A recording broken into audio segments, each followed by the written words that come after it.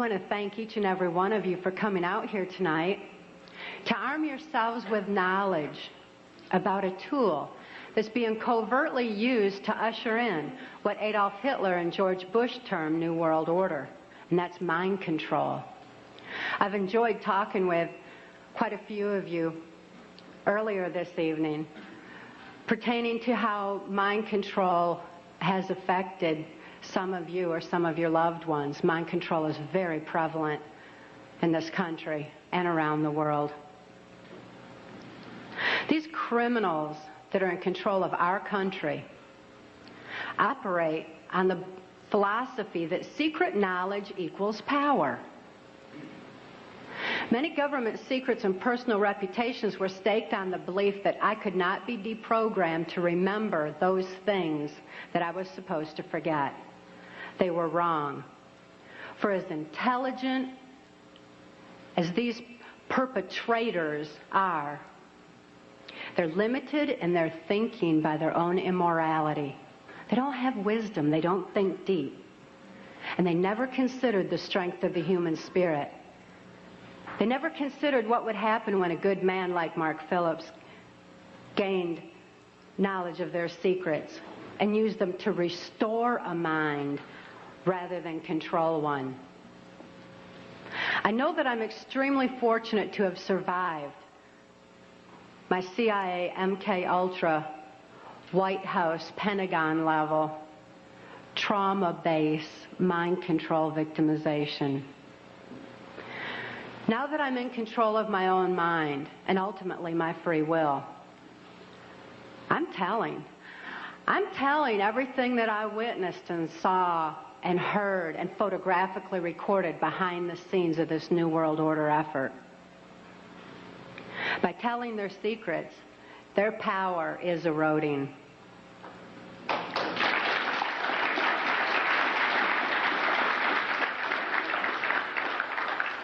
I also speak out to give voice to the many mind control victims and survivors out there who can't think to speak out and tell what they know and what they've endured. I speak out for the sake of my daughter, Kelly, who's now 16 years old and is a political prisoner in the custody of the state of Tennessee, where she's being denied any rehabilitation due to the political affluence of her abusers. She's counting on Mark and I to get this word out on her behalf. For Kelly's sake and for your sake, Mark and I have gone to great lengths to document the facts and the truths that are listed in our book, Transformation of America. Transformation of America is self-published, uncensored, so that you can have the facts that you have a right to know and a need to know. These truths have been covered up and kept from all of us for a long time under a blanket of so-called national security. This is the same blanket of national security that has prevented us from obtaining justice despite the extensive evidences and documentation we have. We have over 27,000 documents and evidences. Government insider testimony, medical records, more than enough evidence for any legal procedure in this country, including congressional. But this blanket of national security has stopped us from obtaining justice. It's time for truth to prevail. It's time that these truths were brought to light for the sake of humanity as we know it. I'd like to begin by defining mind control by my experience. I realized that my experience was extreme, that the extensive, total robotic, absolute mind control I endured is more limited than the kind of mind control that's proliferating in society. Mind control has kind of a sliding scale where you've got the total robotic mind control on one side, and you've got mind control that's proliferating, such as in occultism in this country, Or Global Education 2000, where children are losing their freedom of thought and their ability to critically analyze. There's so many different aspects of society that are affected by mind control in varying degrees. It's imperative that this information get out. And as I explained, my victimization, it certainly can be applied to all different facets of mind control and mind manipulation. And as Mark and I have heard so many, many times from people who have read the book and heard us speak out, that this is a thread that's tying things together. All of a sudden, this whole new world order is making sense. The erosion of constitutional values, the erosion of morality in this country, all of a sudden, it begins to make sense when we learn about mind control. I was born in 1957 in Muskegon, Michigan, to a multi-generational incest-based family. This means my father was sexually abused as a child, my mother was sexually abused as a child, and they were sexually abusing me. My father sexually abused me as far back as I can remember, and I've often heard him state that he began substituting his penis for my mother's nipple while I was still an infant. I tell you this so that you can understand that my sexuality was confused in infancy. It was put into an area of my brain that's much like survival, like eating and drinking would be. I tell you these facts so that you can be better armed and understand what's happening in society. And name names. Mark and I name names in our book, Transformation of America, not so that I can say, well, I was in the White House with so-and-so. I mean, I missed the whole glamour part. But this is so you know who the problem is and where these problems lie. The sexual abuse that I was enduring was so horrific that I developed dissociative identity disorder. This used to be termed multiple personality disorder, and I'm so glad they've changed it to dissociative identity disorder because it really more aptly describes the compartmentalization that occurs when a person endures trauma that is literally too horrible to comprehend. Even though I couldn't understand that what my father was doing was morally wrong, the pain and the suffocation of his abuse was so extensive that I developed dissociative identity disorder.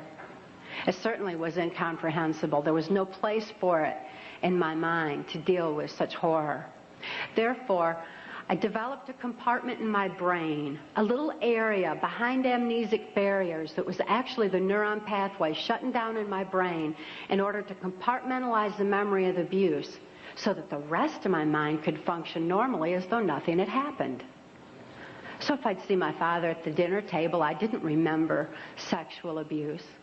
But as soon as he unzipped his pants, the part of me, that part in my brain that knew how to deal with that horrific abuse, the neuron pathways actually physically opened up so that that part of my mind could deal with my father again and again and again as needed. I certainly had a lot of experiences within that compartment that dealt with my father's abuse. But I didn't have a full range of perceptions. I had a very limited perception, a very limited view. Therefore, I'm so glad it's not termed personality anymore. I developed another compartment in my brain to deal with my mother's abuse. Her abuse was primarily psychological. She suffered from dissociative identity disorder herself, and I don't hold her accountable for her actions the way that I do my father, who is fully aware of what he was doing. My mother, in spite of her inability to control herself, destroyed any remnants of self-esteem that I might have developed. And her abuse was so horrific that I developed another compartment in my brain just to deal with my mother. I developed another compartment to deal with the child pornography that my father was subjecting me to. He was earning his living as a worm digger on a 6th grade education and supplemented the family income with child pornography that was being distributed through the local Michigan mafia pornography ring. At that time, there's a criminal faction of our government that was interested in targeting children such as myself for mind control. Because this compartmentalization of memory was something that they deemed ideal for keeping government secrets. After all, if I couldn't think to remember, how could I tell about it?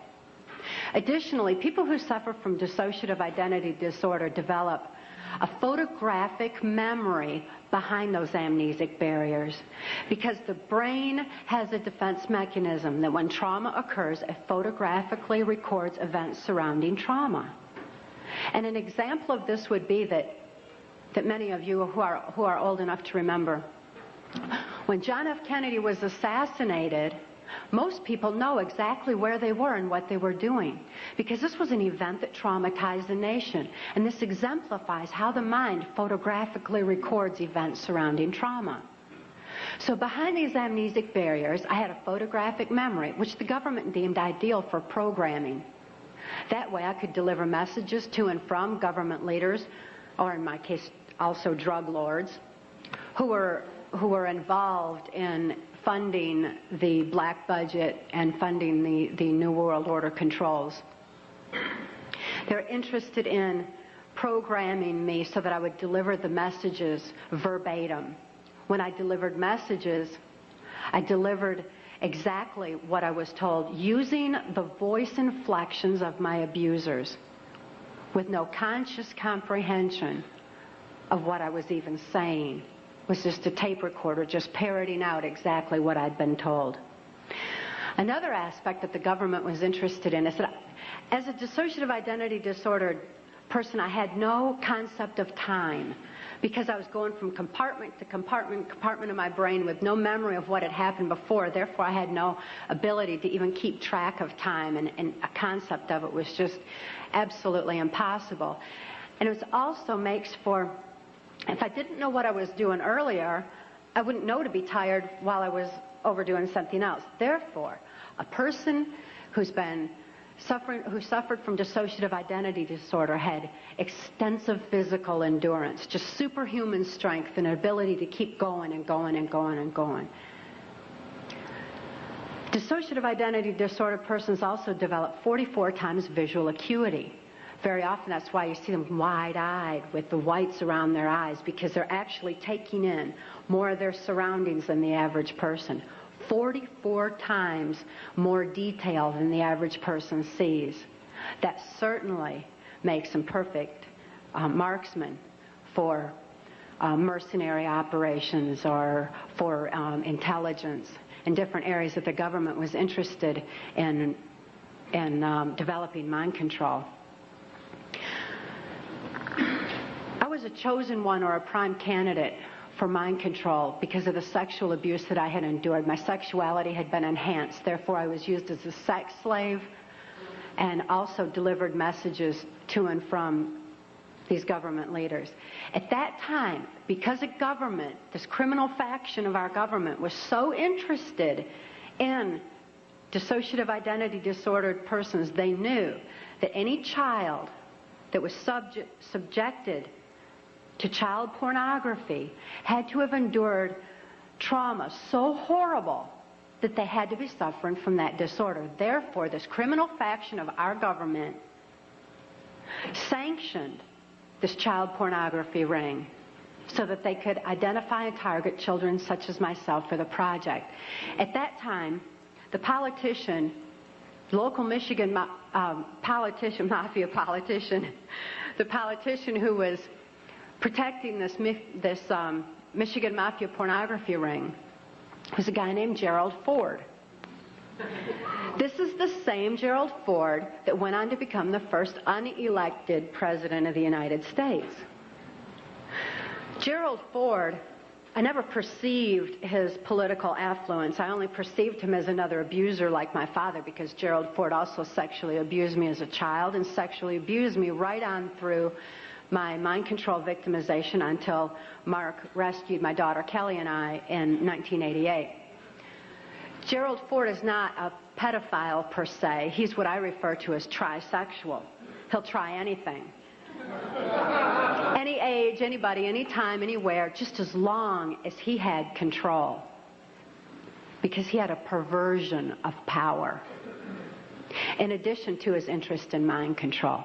Therefore, it was Gerald Ford who came out to our house and explained to my father how to raise me in the project according to government specifications. My father had been caught sending this child pornography through the U.S. mails, and therefore he was approached and told that if he sold me into that project, that he would gain immunity from prosecution. My father remains free from prosecution to date for so-called reasons of national security. My father thought it was just absolutely wonderful and immediately sold me into the project. He felt like the government condoned child abuse. So did I. I certainly felt like the government did.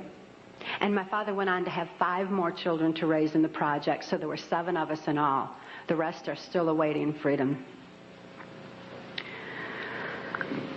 Once my father agreed to sell me into the project, I was taken routinely to Mackinac Island, Michigan, which is a political retreat where the Michigan governor's mansion is located. It was a bohemian grove of sorts where politicians met and discussed New World Order controls, where they discussed mind control of the masses, mind control in the school systems, how to use occultism as a trauma base. One of my sexual abusers at that time was the Prime Minister of Canada, Pierre Trudeau. Pierre Trudeau is a professed Jesuit. Now, the Jesuits are an intelligence arm of the Catholic Vatican. There's a criminal faction within these Jesuits. I'm certainly not saying all Catholics are bad, nor am I saying all CIA is bad or all politicians. There's good and bad in everything. But nevertheless, Pierre Trudeau represented this criminal faction of the Catholic Church, of the Jesuits, who believed in mind control of the masses because they wanted to be the one world church in the New World Order.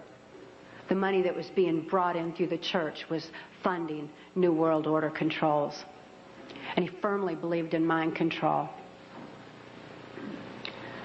Another sexual abuser of mine was then Michigan Senator and later U.S. Congressman Guy Vanderjagt. This is the same Guy Vanderjagt that went on to head the Republican National Committee that put George Bush into the office of president. It was at Mackinac Island, Michigan, when I was 13 years old, that I was dedicated to the senator who had become my owner in this mind control project. That's U.S. Senator Robert C. Byrd. Senator Byrd is a Democrat from West Virginia. And again, as you'll notice as I reveal any names, that this doesn't have anything to do with party lines. Democrats and Republicans both are involved because it's not about party lines. It's about who's for the New World Order and who's not. Nevertheless, Senator Byrd had been in office as I've been alive. He's still in office today. He's been head of our Senate Appropriations Committee, which means he held the purse strings of our country. He decided where money would be spent. And I know from having witnessed and experienced and saw so much behind the scenes that Senator Byrd was appropriating money in directions that would allow for New World Order controls. Not only that, but my father, for having sold me into this project, was granted a lucrative military contract for making camshafts for military automobiles and all. My father became extremely wealthy on his 6th grade education. Senator Byrd, as my owner, would decide where I should go, when, what operations I would be forced to carry out during the Reagan-Bush administration, what places I should be taken specifically for mind control programming. Senator Byrd directed all of my activities. Also around that time, I'd made my first communion in Muskegon's St. Francis de Sales Church. Having made my first communion, I also endured an extra ritual after that was referred to as the rite to remain silent. That's R-I-T-E, as in ritual. This involved Congressman Vanderjagt and the head of our church at that time, a Father Don. And they subjected me to an occult blood ritual. This was so horrific. It was this reversal of the Catholic Mass. It confused my mind because when a person's operating on a subconscious level because they're so traumatized that consciously there's no place for what they're enduring, the subconscious mind has no ability to discern and to question and to reason the same way that the conscious mind does. And this reversal of the Catholic Mass into occultism just made it all seem to run together in my mind. It was absolutely horrific. This blood ritual was so horrible that my mind readily accepted the mind manipulation that I endured afterwards, a hypnotic language, the neuro-linguistic programming, mind-controlled programming, that actually changed the way that my brain was functioning, so that, you know, that part of my brain that I said would open up to deal with my father's abuse again and again? They changed that so that they decided when, where, and how that particular compartment of my brain would be opened and accessed. And they replaced the triggering mechanism with hypnotic codes, keys, and triggers, hand signals. There's also phone tones that can also open those neuron pathways and give access to the compartmentalized memory as well. They replaced that at that time. And this was with this right to remain silent. I also had a silence in my head after that, because up until that time, I heard, it was just my own voice, but I heard my voice arguing back and forth with all these different perceptions and from the different compartments in order that I could formulate some kind of a decision about things. I remember before the right to remain silent that I had some free thoughts of my own, and I had hoped for a place in the world where people didn't abuse each other. I'd hoped to have 10 children that I knew would be at least 10 children in this world that weren't abused. I'd hoped for those things, but with the right to remain silent, I lost my capacity, my ability for free will thinking. I lost my ability to even hope anymore. I lost all free will entirely. This right to remain silent silenced this argument that always went on in my head, and instead, all I ever heard from that point on was the voices of my abusers directing me, telling me exactly what it was I was supposed to do.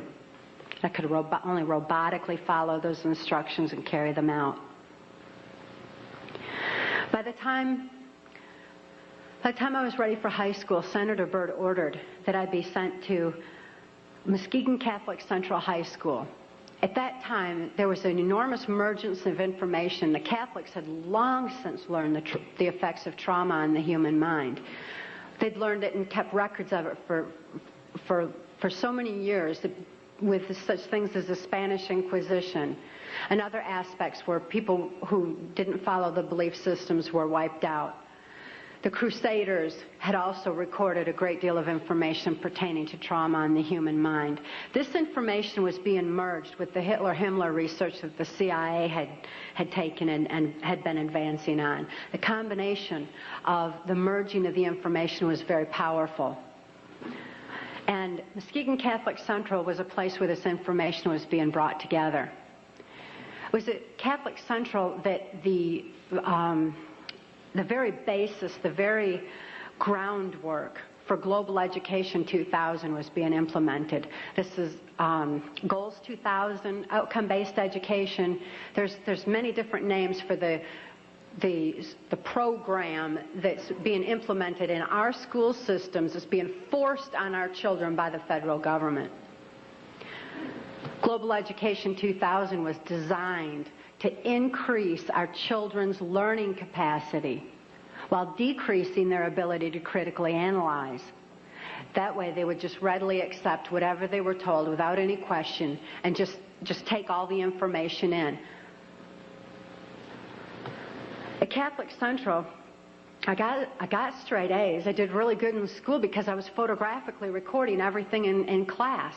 I endured occult ritual in the school chapel, as did numerous other students in the school. I certainly wasn't the only one. As a matter of fact, by that time, I really thought the whole world was involved in this kind of abuse. By then, my whole environment was saturated with it. This occultism, this trauma, created the photographic recording of all that I learned in school. Of course, I had no ability to critically analyze it or to creatively use it in any way, but the information was sure in there. It was while I was at Catholic Central that Gerald Ford went into the office of president. I had been conditioned by that time to believe that I had no place to run and no place to hide. This is a phrase that's used to lock in mind control victims of varying levels. That there's no place to run, no place to hide. We're watching you. I certainly felt like I had no place to run and no place to hide. Who would I turn to? I couldn't turn to my parents. I couldn't turn to my church. Couldn't turn to my school. Couldn't turn to the local politicians. And now I couldn't even turn to the President of the United States. I truly felt locked in, which is exactly what they wanted for total control of my mind. Of course, since then, I've learned otherwise. And Mark wisely taught me while I was in the deprogramming process that I did have a place to run. So right at them. And I had no need to hide. Obviously, they do, by the way. They're covering up all their acts with the national security blanket. After I graduated from high school, Senator Byrd ordered that I be transferred to Nashville, Tennessee. Nashville, Tennessee was heavily involved in mind control at that time through the country music industry, and above all, the proliferation of CIA cocaine operations within the country music industry were already in full swing. The political corruption in Tennessee was just all the way to the top. The country music industry provided a cover for mind-controlled slaves like myself to be taken around the country to the various places as designated, and also to distribute and deliver the large quantities of CIA cocaine that was coming into the country. It was my experience that the CIA's so-called war on drugs is no more than the CIA eliminating their competition as they take over the drug industry worldwide.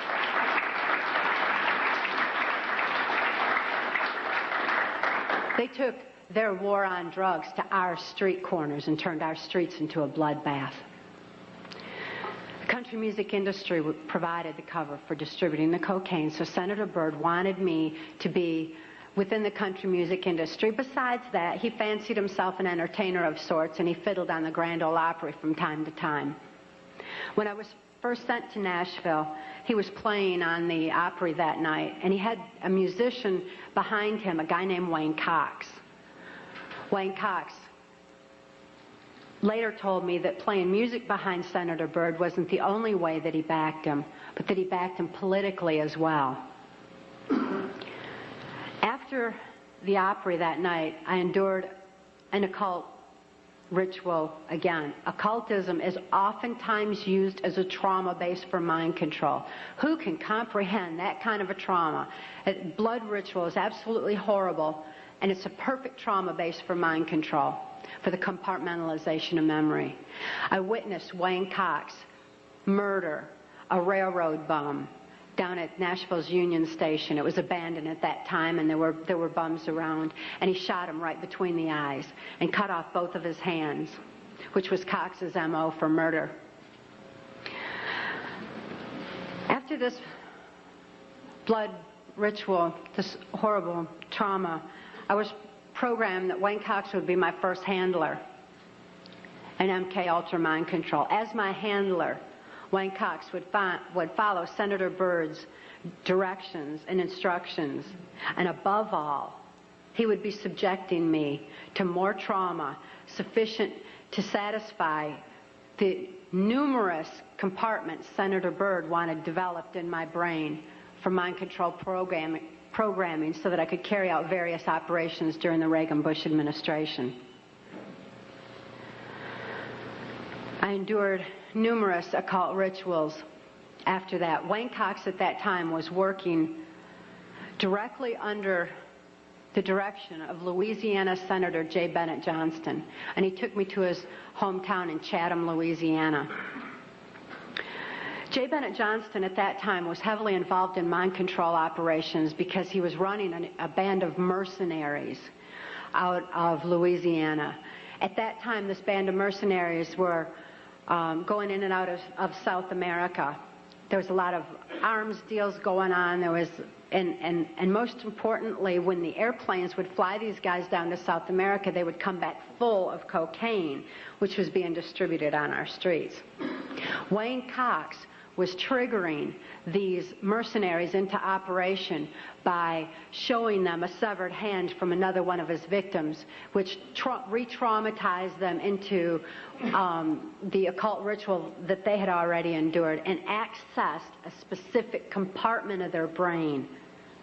And he told them that J. Bennett Johnston wanted them to give him a hand and carry out a certain operation. He would then give the instructions and the guys would follow him through. So J. Bennett Johnston was heavily involved. At that time, it was 1978, and it was determined that I had endured sufficient trauma to carry out my first trial run operation. An enormous quantity of cocaine had been flown in on one of these operations, and I was to deliver it into the neighboring state of Arkansas. By that time, Bill Clinton's drug operation was in full swing. He was governor of Arkansas, and I delivered this cocaine to a remote airport in Ouachita Forest, which I've since identified as Mena Airport. I also delivered a little packet of information and a small quantity of cocaine, a personal stash from J. Bennett Johnston, to Bill Clinton. I delivered it to Bill Clinton, and he cut out 2 lines of the coke, and he did inhale.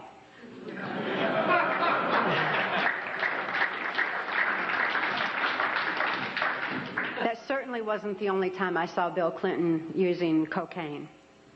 My sexual experience with Bill Clinton was extremely limited, in spite of the fact that I was a sex slave.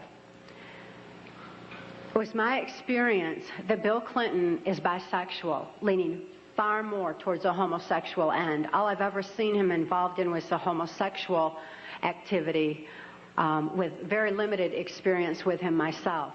Whereas my experience was much more prevalent with Hillary Clinton, because Hillary is also bisexual, leaning more towards a homosexual end, and it was she who accessed my sex programming to fulfill her perversions. Around this same time, J. Bennett Johnston subjected me to some other mind manipulation that involved, instead of an occult theme, an alien theme. Now these guys who are manipulating my mind and programming me for mind control purposes claimed, and these criminals in control of our country as well, claimed to be gods, demons, and aliens, in order that I feel totally helpless, in order that I felt like they were beyond my realm to affect. And it certainly worked at that time. J. Bennett Johnston told me that he was an alien. He told me that he had been part of the Philadelphia experiment, and when the ship disappeared, it came back a spaceship. This is in keeping with kind of an air-water mirror theme that NASA uses quite frequently, a reversal, because this, again, the subconscious mind doesn't have any reasoning capacity. J. Bennett Johnston then showed me, through his office at General Dynamics, a then top secret stealth. Here was this triangular stealth that wasn't in any of the school books, wasn't being talked about anywhere, wasn't out in the newspapers or anything else. It was being withheld. It was still a top secret weapon system. But I saw this triangular stealth. It looked like a spaceship to me. I'd never seen anything like that. And everything that J. Bennett Johnston was doing and he was involved in certainly was alien to me. So it was easy for me to accept the idea that what was happening was in fact being perpetrated by aliens.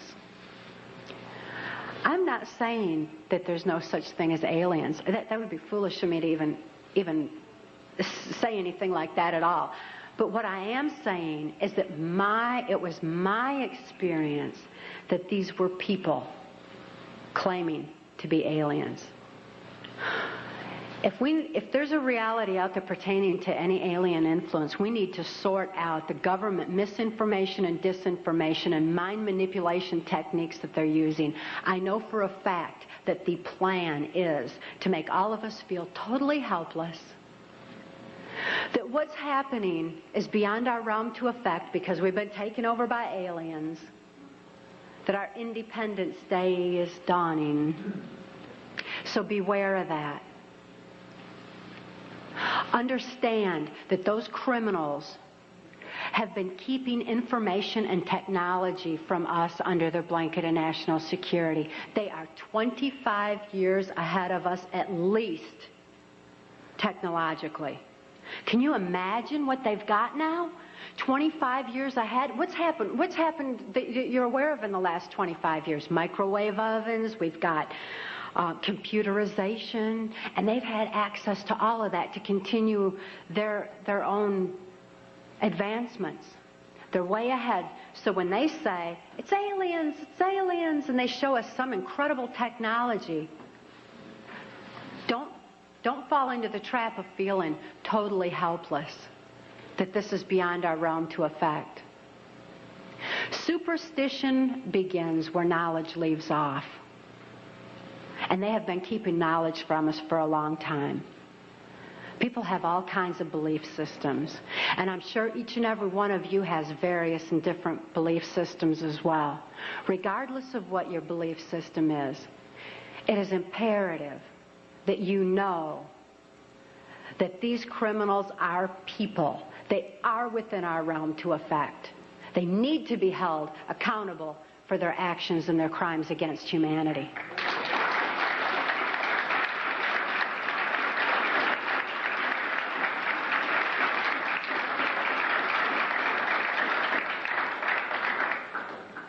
It was 1980 and my daughter Kelly was born. She was born directly into the MK Ultra Mind Control Project on a much higher level, a more sophisticated technological level than I was subjected to. In addition to trauma, she was subjected to harmonic mind control programming on NASA installations literally since birth, before her brain even had a chance to form. As soon as Kelly was born, Senator Byrd figured I'd been traumatized enough by that time and ordered that we be transferred back to Nashville, Tennessee to carry out operations during the Reagan administration. By being within the country music industry, we had a second handler. His name was Alex Houston. Alex Houston is a ventriloquist, stage hypnotist in the country music industry. Above all, he carries out criminal covert CIA operations that fund the black budget. And this certainly included bringing in large quantities of cocaine and distributing them through the United States, Canada. He was working at that time and provided a cover for me to be taken throughout the United States, Canada, Mexico, and the Caribbean for these criminal covert operations. As my handler, he took me to various military and NASA installations for mind control programming for specific operations that I was forced to participate in. These operations that I won't have time to get into tonight are detailed in our book, Transformation of America. And they involve such leaders as the President of Mexico at that time, De La Madrid, and Vice President Salinas. It was my experience that in 1984, there's a CIA trauma base, near-death trauma center that's located in Lampe, Missouri. It's called the Swiss Villa Amphitheater. And they'd bring certain involved country music acts in to bring large quantities of cocaine or bring the cocaine out for distribution, because Lampe, Missouri is just across the Arkansas line and is very much a part of Bill Clinton's cocaine operation. And it was in full swing at that time. It's also interesting to note that this Lampe, Missouri operation is where the country music industry was more conveniently relocated, right there in Branson, so that it would be closer to Clinton's cocaine operations. Lampe, Missouri was a place where I heard George Bush and Bill Clinton talking, where, from the point of view I had, they certainly were friends, and they didn't recognize any party lines between them. That's something for the, a smoke and mirrors illusion for the public. It's not something they adhere to, because they had exactly the same agenda, and that was for bringing in this New World Order. I heard George Bush talking at that time. He was talking to Bill Clinton, and I've since photographically recorded it and wrote it verbatim in our book, that when the American people became disillusioned with Republicans leading them into the New World Order, that Bill Clinton, as a Democrat, was going to be put into the office of president. This was decided in 1984. Actually, I'd heard about it even prior to that. But as of 1984, they were already discussing it as an absolute fact. It was also discussed in the groundwork for NAFTA that by the time George Bush went into the office of president, that Salinas was going to become president of Mexico, and they together would be bringing in the NAFTA, which was the beginning of New World Order controls. I was forced to participate in the criminal groundwork for NAFTA, the opening of the Juarez-Mexican border to the free trade of drugs, free trade of our nation's children. It's absolutely appalling, the criminal roots of NAFTA. Again, this is detailed in the book. But it's interesting to note that these political moves had already been decided way back when. And as I deprogrammed, and as I was, it was really something to me to find out people didn't know about this stuff. I mean, it was so obvious to me. I didn't realize that people were unaware and had bought into some kind of smoke and mirrors illusions of what was going on and never thought to look behind the scenes to what was really going on. But I understand good people don't think that way. They don't have criminal minds. They don't think to look for that kind of criminal activity. Just like these guys are limited in their thinking by immorality, good people are kind of blinded from that kind of criminal activity until their eyes are open to truth. But this criminal activity that was going on at that time, the people that were involved were following directions from George Bush. I don't purport to know it all. I don't purport to know that George Bush is at the very top of all this, but he is as high up as I knew. It was my experience that Ronald Reagan answered to George Bush, not robotically, not under mind control, but willingly, because George Bush was respected for what he knew about bringing in the New World Order. Consider his past. George Bush first began with the United Nations. Then he went on to head our CIA. Then he ran our country through 3 administrations that I'm aware of, the Reagan administration, his administration, and the Clinton administration, because Reagan and Clinton both answered to him. Mexican President de la Madrid answered to him and knew that Salinas was to be coming into power, and Salinas had more influence in Mexico at that time than de la Madrid, that, as far as my experience was concerned. Also, Saudi Arabian King Fahd followed orders from George Bush, as did the Prime Minister of Canada, Brian Mulroney.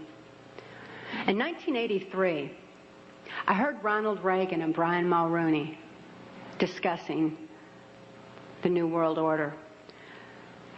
Senator Byrd had acted in the capacity of a pimp and prostituted me to Reagan, and I was present at this White House cocktail party. Now, Ronald Reagan certainly provided a wonderful smoke and mirrors illusion for all of us. For those of you who don't want to believe that he's involved in this, he told you he's an actor. And he did a real good job of it for a long time. That was his role. That's what he was supposed to do. Nevertheless, I heard Ronald Reagan telling Brian Mulroney that he believed the only way to world peace was through mind control of the masses. I know from experience there's no peace of mind under mind control. And I wonder at a world peace where people don't have peace of mind. Mind control, the ramifications of mind control are far-reaching, because I also know that under mind control there's no free thought. Without free thought, there's no free will. Without God-given free will, there's no soul expression. What kind of a world peace can we have without any free will or any soul expression, without any spirituality? Mind control needs to be exposed in order that people maintain their freedom of thought, in order that people maintain their free will and have that spiritual expression, because of spirituality, when people have soul and spirituality, they're going to be acting in a capacity of love anyway. That is where world peace is, not mind control.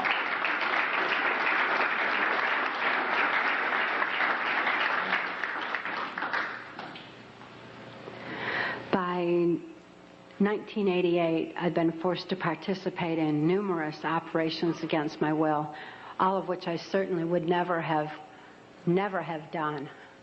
I guess if I had had any part of me that was willing to do anything like that, mind control would not have been necessary. I'm appalled at what I was forced to participate in, but I am relieved that this information is getting out, that people are passing the book Transformation of America hand in hand, hand to hand, so that hand in hand we can take back our country. This information is information that you have a right to know and a need to know, and their controlled medias are not going to suppress truth. Truth prevails.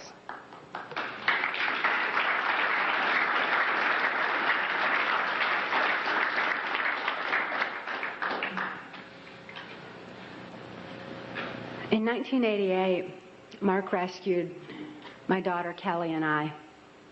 We couldn't think to escape. I couldn't think to save my daughter any more than I could think to save myself. And all those childhood hopes and dreams were certainly hadn't come to fruition. When Mark rescued Kelly and I, we didn't have any ability to even hope for good people. We didn't know they even existed. We didn't have a capacity to trust anyone. It wasn't within our realm of experience. I couldn't think to reason that Mark was a good guy. But I'd seen him with his animals. And even though I didn't have any ability to consciously reason, and Kelly didn't have any ability to consciously reason things out or to think things out, we had this extra sense developed. We sensed things very strongly. After all, when you consider that we use, 10% of our brain, we'd been like blasted into other parts of our brain, and these parts of our brain were real perceptive on what's considered, I suppose, psychic levels by some definition. When we had a sense for things, kind of like the animals did. And we noticed that the animals loved Mark. He had these raccoons that he'd rescued. He had 3 raccoons, and they all loved him, and they hugged him, and they wrapped their arms around his neck, and they patted on his face and kissed him. And, that was really a neat thing for us to see, because we had only seen our animals abused. We lived on a farm. We had lived on a farm, and we had dogs and cats and horses and cows and guineas and chickens and all kinds of animals, all of which Alex Houston tortured or killed to keep us in line to, if we didn't do this, this would happen to our pet. And we loved our animals. Please bear this in mind, that people who abuse children oftentimes abuse animals. If you see someone abusing an animal, keep your eyes open, look further, make sure those kids are safe. I've never seen an exception to this rule. Not that there's not one out there somewhere, but I've never seen an exception to it. So it was very telling to us that these animals loved Mark. Additionally, when he came in and rescued us, I mean, here we were under the gun of the CIA. Everything was very precarious, to say the least. I was 30 years old. I was supposed to be killed, as most mind-controlled slaves are at the age of 30. Besides, I was considered too old for sex by that time, so I was supposed to be wiped out. But Mark came in and rescued me from certain death and rescued my daughter from a fate much worse than death, and took the time to rescue our animals.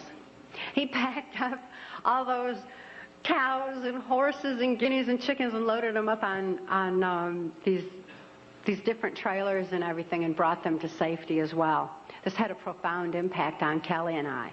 We certainly developed an ability to trust right there and then. Mark took us to the safety and serenity of Alaska. Since we were safe for the first time in our lives, experiencing love for the first time in our lives, memories of our past began flashing on our mind's screen. As these memories flashed, and I started to remember what had happened to me and to my daughter, particularly during the Reagan-Bush administration, I became enraged. I was enraged at what my daughter had been through, the tortures I'd endured, and what the plan was for humanity as a whole. I'd have been blinded by that rage, immobilized by that rage, if it weren't for Mark's wisdom in telling me that the best revenge is total recovery. Because through total recovery, by photographically recording all those events, I could expose these people for exactly what they are, for what their plans are, for what I witnessed behind the New World Order. Be able to get help for my daughter, who was in desperate need of help at that particular time. So I began writing out my memories. By writing out my memories, I used a different part of my brain than verbalizing. It bypasses emotion. Bypassing emotion was very necessary for logically making the incomprehensible comprehensible, for understanding and grasping what had happened to us and what could be done with that information. Kelly was not so fortunate. Because of the harmonic programming that she'd endured, remembering the traumas and deprogramming the program did not allow her access to all parts of her brain as it did me. She still needed some technological equipment to help her recover. She needed to actually have those neuron pathways vibrated back open with harmonic equipment. Therefore, she went into Humana Hospital in Anchorage, Alaska, in an intensive care unit. She suffered horribly at that time and responded only to some psychological intervention and not to any conventional medications. Kelly was actually suffering respiratory failure because mind control has advanced to the point where they know the ins and outs of the brain and the mind so well that they know how to program not only the subconscious, but to go into the primitive mind, the very area of our mind where blinking, breathing, and circulatory, heartbeat, all that is regulated. And they could go in there and put death programs in place. In my daughter's case, it was respiratory failure, so that in the event that she ever had cause to remember, which they never expected could happen, but in espionage, that can happen. We've heard of that, where the brainwashed and where they have the memory accessed. So they wouldn't have to take the old cyanide pill anymore like they used to, like spies used to. Instead, they would just simply go into respiratory failure, circulatory failure, and no information would be released at all. There was no chance of the information getting out that way.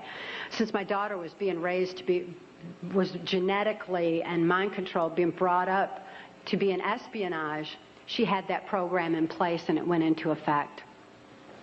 Because of the medical attention that she needed, she was she became quickly thrust into the illegal and immoral custody of the state of Tennessee, where she remains today. The violations of laws and rights that proliferated in her so-called legal case were extensive. We had one clean district attorney that went in and told the judge that he was violating constitutional rights and human rights in my daughter's case, and cited law after law after law, and the judge interrupted him and said, but laws do not apply in this case for reasons of national security. This certainly raises a question. What does national security have to do with a documented, validated, and proven rape and molestation of a child's mind and body?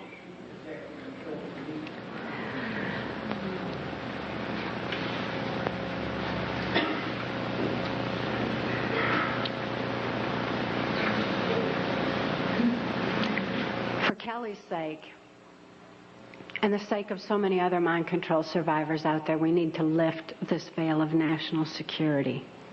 We need to repeal the 1947 National Security Act.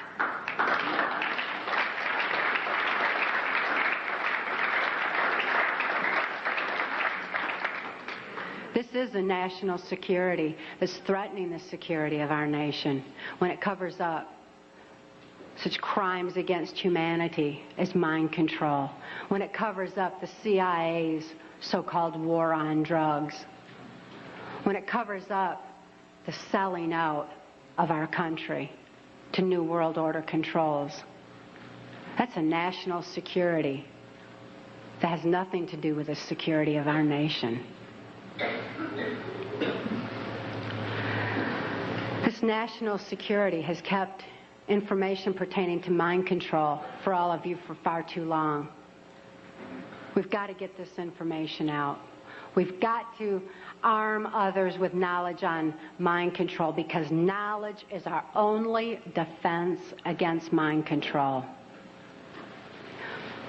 We need to get this information out in detail so that we can all be more effective in our particular areas of taking back our country and ultimately taking back our world, for Kelly's sake, for the sake of all the other mind control survivors and victims that I know are out there. There's many, many of them.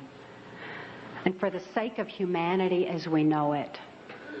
It is truth that sets us free. Please help us spread the word. Thank you.